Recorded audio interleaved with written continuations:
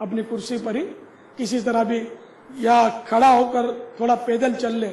اور اس کی بہترین ورزش یہ ہے کمر کے درد سے بچنے کے لیے بھی اور کمر کے مریض کے لیے بھی کہ وہ وقتاً فوقتاً ہاتھ پیچھے رکھ دے. ہاتھ پیچھے رکھ کے جس طرح میں اس وقت کھڑا ہوں اور بالکل یہ دیکھیں دونوں پاؤں میں بھی کوئی زیادہ فاصلہ نہ ہو. جیسے نماز میں 4 انگل کا فاصلہ دونوں پاؤں میں رکھنا مستحب ہے. اس کی بڑی حکمتیں سمجھ میں آتی ہیں. آپ اس کی عادت بنائیں 4 انگل فاصلہ رکھنے کی.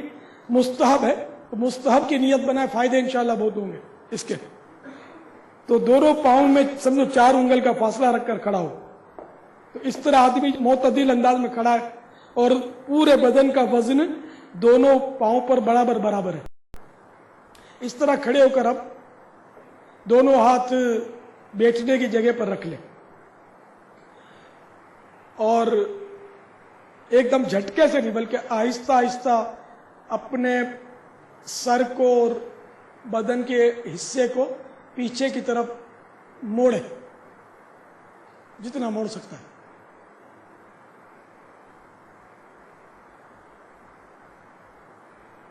تھوڑا سا یہاں ٹھہر کر پھر واپس آہستہ آہستہ پھر سیدھا کھڑا کر پھر اسی طرح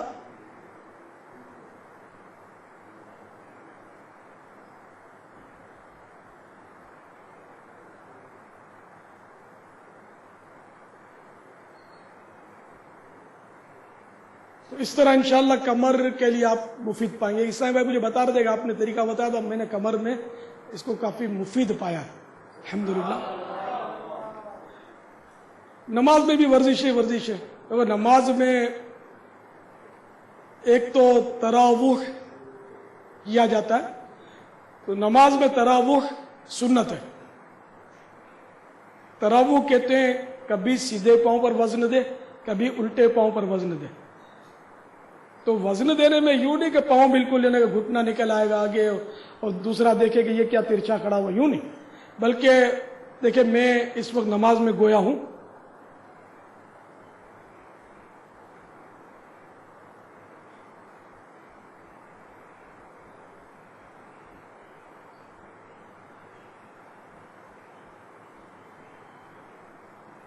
آپ بتائیے میں نے کس پاؤں پر وزن ڈالا ہوا ہے؟ نظر آ رہا ہے کسی کو؟ میں نے ایک پاؤں پر وزن ڈالا ہوا ہے اس وقت جی, تو پتہ نہیں چلا آپ کو اور میں نے سیدھے پاؤں پر وزن ڈالا ہوا تھا. تو یہ پریکٹس کرنے سے آئے گا, ورنہ آپ یوں ہو جائیں گے کبھی یوں ہو جائیں گے تو یہ نہیں چلے گا. پتہ نہیں چلنا چاہیے نا دوسرے کو. یہ تراویح. دوسری ایک سنت مستحبہ یا مستحب وہ یہ کہ سجدے میں جاتے ہوئے, سجدے میں جب جائیں گے نا تو سیدھے پاؤں پر وزن ہونا چاہیے اور سجدے سے جب اٹھیں گے تو الٹے پاؤں پر وزن ہونا چاہیے. تو ان میں بھی ظاہر ورزشیں اس پہ 1000 حکمتیں ہوتی ہوں گی. اس میں ہمیں سمجھ میں نہ آئیں, حکمتیں آئیں, ہمیں حکمتیں سمجھ میں آئیں یا نہ آئیں, ہمیں تو یہ ادائیں ادا کرنی ہے جو ہمیں ہمارے بزرگوں نے بتائی. بخاری شریف میں سب لکھا ہوا ہے, نماز کے احکام میں لکھا ہوا ہے, کھول کے پڑھیں اور پھر یاد رکھیں. خالی ایک بار پڑھنے سے بھی یاد نہیں ہوتا, وہ بار بار پڑھنا پڑتا ہے اور پھر اس کی مشق کرنی پڑتی ہے. مشق کریں گے تو یاد رہے گا. واللہ تعالی اعلم ورسولہ اعلم عز وجل وصلی اللہ تعالی علیہ وآلہ وسلم. صلو علی الحبیب. یا سیدی, آج کل ہیپیٹائٹس کا مرض عام ہوتا جا رہا ہے, اس کے بارے میں کوئی مفید مشورہ عنایت فرمائیے. جی ہاں, یہ اصل ہوتا ہے کالا یرقان, جس کو کالا پیلیا بھی آپ کہہ سکتے ہیں. یہ انسانی وجود میں 10 سال تک بالکل خاموش رہتا ہے. 10 سال کے بعد کہیں اس کا اظہار ہوتا ہے. پھر وہ ہیپاٹائٹس ای ہے, بی ہے, سی ہے, یہ بعد میں وہ ڈاکٹر لوگ طے کرتے ہیں مختلف ٹیسٹ کروا کر. تو اب 10 سال تک اس کی کوئی علامت بھی ظاہر نہیں ہوتی, مرض ہوتا ہے اندر میں. اس کو باہر نکالنے کے لیے ایک طریقہ یہ ہے کہ ہر ایک کو چاہیے کہ ایک خون ٹیسٹ کروا لے, SGPT, یہ لکھ لیجیے, SGPT. SGPT ٹیسٹ کروا کر آپ کسی بھی ڈاکٹر سے معلوم کر لیجیے. تو اگر آپ کے خون کے اندر کالا یرقان موجود ہے تو وہ پہلے سے پتہ چل جائے گا, تو انشاءاللہ اس کا تدارک ہو سکے گا. اور اگر بالکل وہ پک گیا ہے کالا پیلیا, تب بھی وہ دوسرے ٹیسٹ کروا کر آپ کو مزید مشورہ ڈاکٹر دے گا. SGPT ہر صحت مند اسلامی بھائی اور اسلامی بہن کو کروانا چاہیے. 50-60 روپے لیبورٹری ٹیسٹ کا خرچہ آئے گا, انشاءاللہ زیادہ نہیں ہوگا, امید ہے. سستے والا ٹیسٹ ہے SGPT. SGPT. عبادت پر قوت حاصل کرنے کے لیے میں بھی نیت کرتا ہوں انشاءاللہ یہ ٹیسٹ کرواؤں گا, آپ بھی نیت کر لیجیے. تو ٹیسٹ کرواتے رہنا چاہیے. ٹیسٹ علاج نہیں ہے, لیکن یہ ٹیسٹ جو ہے ان کے ذریعے پتا چلتا ہے کہ کوئی مرض اندر پرورش تو نہیں پا رہا. ورنہ جب پتا نہیں چلتا نا تو ٹیسٹ نہیں کرواتے, پتا نہیں چلتا تو پھر آدمی اچانک, لوگ بولتے ہیں اچانک ہارٹ فیل ہو گیا.